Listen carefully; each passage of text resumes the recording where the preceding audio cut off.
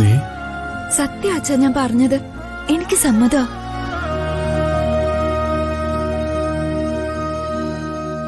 അമ്മേ, ഇനി അവരെന്നെ പഠിക്കാൻ വിട്ടില്ലെങ്കിലും എനിക്ക് കുഴപ്പമൊന്നുമില്ല. ഈ കുടുംബത്തിന്റെ നല്ലതിനു വേണ്ടിയല്ലാതെ അമ്മ ഒരു തീരുമാനം എടുക്കില്ലെന്ന് എനിക്കറിയാം. ഈ കുടുംബം എന്ന് പറയുമ്പോ അതില് ഞാനും ഉണ്ടല്ലോ.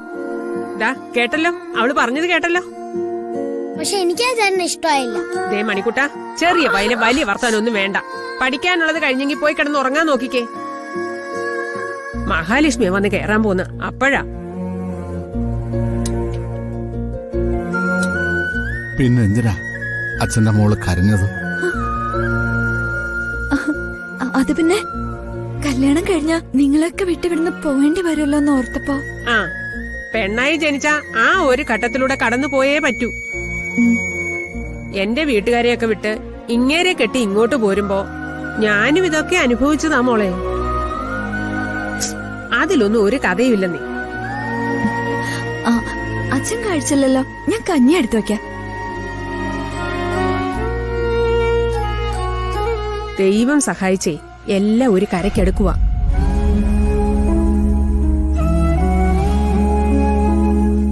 വേണ്ടേ, നാളെ തന്നെ നിങ്ങൾ ആ ജാതകത്തിന്റെ കാര്യത്തിൽ എന്തെങ്കിലും ഒന്ന് ചെയ്യണം.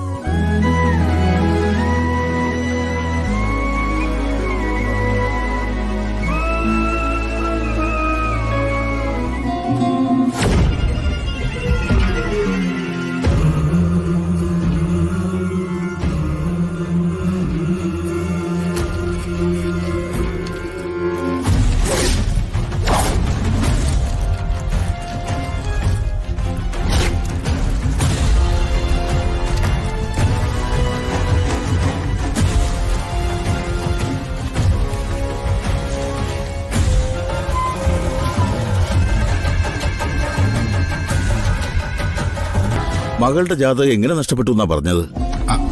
അത് 2018 പ്രളയത്തില്. എന്നിട്ട് ഇതുവരെ പുതിയതൊരെണ്ണം എഴുതാത്തത് എന്താ? അല്ല ജോത്സരെ, അത് പിന്നെ അങ്ങനെ ഒരു ജാതകത്തിന്റെ ആവശ്യം വന്നിട്ടില്ല. അതുകൊണ്ട് ഞങ്ങൾ അതങ്ങ് വിട്ടു. ഇപ്പൊ ആവശ്യം വന്നു അല്ലേ? അതെ, ഒരു കല്യാണാലോചന. കുട്ടിക്കിപ്പോ എത്ര വയസ്സായി? ഈ ചിങ്ങത്തില് 23 തികയും. ജനിച്ച സമയം?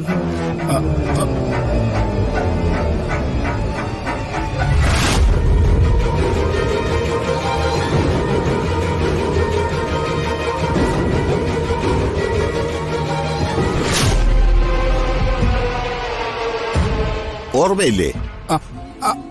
ഉണ്ട്. ആ, രാത്രി 7:30 മണിക്ക് അവള് ജനിച്ചത്. രാത്രി 7:30. ഇനി തീയതി കൂടെ വേണം. തീയതി 2003 മാർച്ച് 18, വെള്ളിയാഴ്ച. ആ, അപ്പൊ കുട്ടി തിരുവാതിര നക്ഷത്രക്കാരിയല്ലേ? അതെ, തിരുവാതിര. ജാതകം എഴുതി കഴിഞ്ഞ് അറിയിക്കാം, വന്ന് വാങ്ങിക്കോളൂ. ഓ. മാളു, ചടങ്ങിന് വാങ്ങിയ സാരിയാ, എങ്ങനെയുണ്ട്? മാളു, നിന്റെ മനസ്സ് ഇവിടെയൊന്നും അല്ലല്ലോ. എന്തു പറ്റി? ഒന്നല്ല അമ്മായി. അല്ല, ദേ എന്തോ ഉണ്ട്. നിനക്കൊരു പ്രസരിപ്പില്ലല്ലോ. എന്താ മോളെ? എന്താണെങ്കിലും ഈ അമ്മായിയോട് പറ.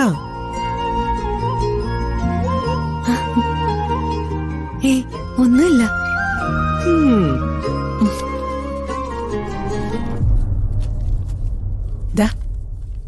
ഇത് രവിക്കും സൂതയ്ക്കുള്ള ഡ്രസ്സാ, കല്യാണത്തിനും ചടങ്ങിനും ഇടാനുള്ളത്. ഇത് നിനക്ക്, ഇത് മേഘയ്ക്കും മണിക്കുട്ടനും ഉള്ളത്. അയ്യോ, ഒരു മിനിറ്റ്.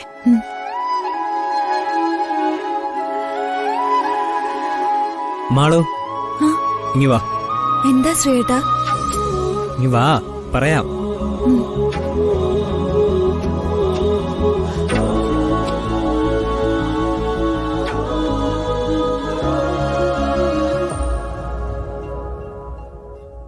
എന്താ ശ്രീയേട്ടാ?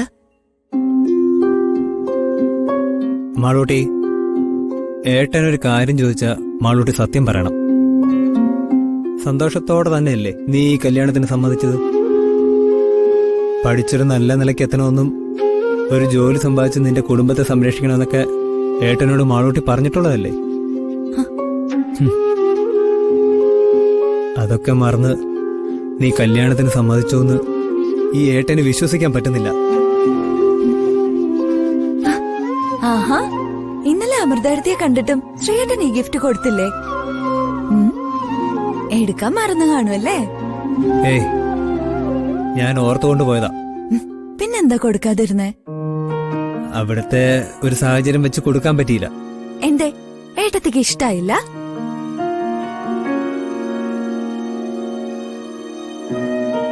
ദേ മാളു, നീ വിഷയം മാറ്റാൻ നോക്കണ്ട കേട്ടോ.